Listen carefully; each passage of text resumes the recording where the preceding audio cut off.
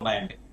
Okay sir, ఇప్పుడు ఒకటి మీరు ఇండియా మీద ప్రభావం తక్కువ అని చెప్తున్నారు, కానీ ఇండియాలో ఇప్పుడు ఐటీ, ఫార్మా ఇవి మేజర్గా ఇంపాక్ట్ అయ్యే అవకాశం ఉంది కదా, ఈ సెక్టార్స్ మేజర్గా.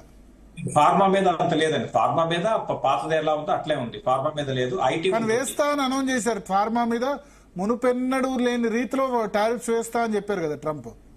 లేదు లేదు, ప్రస్తుతానికైతే లేదు. ఫార్మా ఐటీ మీద ఎక్కువ ఉంటుందండి. ఎందుకంటే ఐటీ మీద రెండు ఐటీ కంపెనీస్ అన్ని కూడా యుఎస్ మీద ఇప్పుడు టీసీఎస్, ఇన్ఫోసిస్, విప్రోనో అక్కడి నుంచి మనకి క్లయింట్స్ అక్కడ యుఎస్ వాళ్ళే ఉంటారు. సో అంటే అక్కడ కంపెనీస్ అనమాట. అక్కడ కంపెనీస్ ఏంటి, మళ్ళీ ఎక్స్పెండిచర్ ఎక్కువ. అంటే సాఫ్ట్వేర్ వీళ్ళకి ఆర్డర్ ఇవ్వాలి అంటే మళ్ళీ వాళ్ళు డబ్బులు ఖర్చు పెట్టాలి కదా.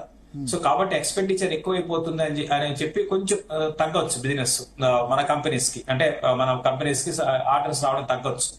సో సాఫ్ట్వేర్ మీద కొంచెం ప్రభావం ఎక్కువగానే ఉండే అవకాశాలు ఉన్నాయి కంపారిటివ్లీ మిగతా సెక్టర్ తో పోల్చుకుంటే.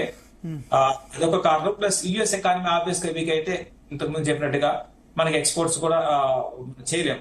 కాబట్టి ఆ రెండు కారణాల కారణంగా కొంచెం ఐటీ మీద ఎక్కువ ప్రభావం చూపించవచ్చు. అమెరికా స్లో డౌన్ అయితే ఐటీ విల్ బి చాలా ఇంపాక్ట్ అవుతుంది అమెరికన్ గానీ. చాలా ఉంటాయి ఐటీ. ఆల్రెడీ ఐటీ కంపెనీస్ ఇప్పుడు కాదు, గత 2 ఏళ్లుగా కొంచెం కొన్ని కంపెనీస్ అయితే డీ గ్రోత్ చూపిస్తున్నాయి. కాబట్టి ఏంటంటే అది కొంచెం నెగటివ్ కావచ్చు ఐటీ కంపెనీస్, కొంచెం పెద్ద కొంచెం ఈసారి పెద్ద నెగటివ్ కావడానికి. ఐటీ స్టాక్స్ ఇప్పుడు అవాయిడ్ చేయాలా పూర్తిగా?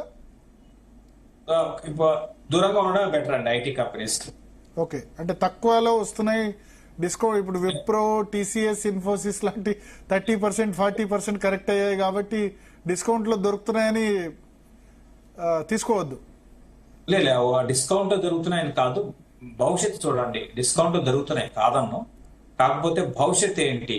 సో వీటికి భవిష్యత్తు అంటే అమెరికా మీద ఆధారపడమే కదా.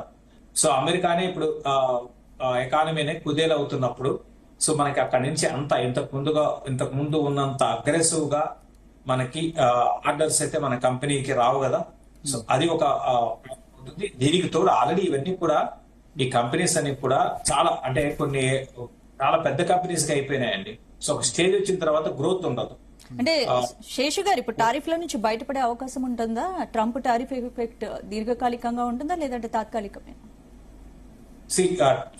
మనం బయటపడడం అనేది ఏముందంటే, బయటపడడం అనేది అంటే మనకి ట్రంప్ మనకి తగ్గిస్తే బయటపడతాం.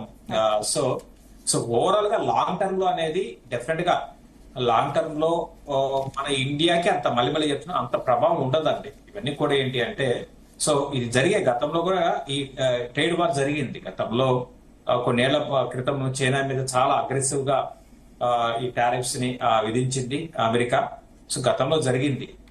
సో కాకపోతే ఏంటంటే ఈసారి ఏంటంటే అన్ని దేశాల మీద ఈ టారిఫ్స్ ప్రకటించింది. కాకపోతే ఒక్కొక్క దేశానికి ఒక్కొక్క విధంగా, అందరికి ఒకటే కాదు, ప్లస్ ఒక్కొక్క సెక్టార్కి ఒక్కొక్క విధంగా ఉన్నాయి. కాబట్టి ఇది ఓవరాల్ గా ఎక్కువ ప్రభావం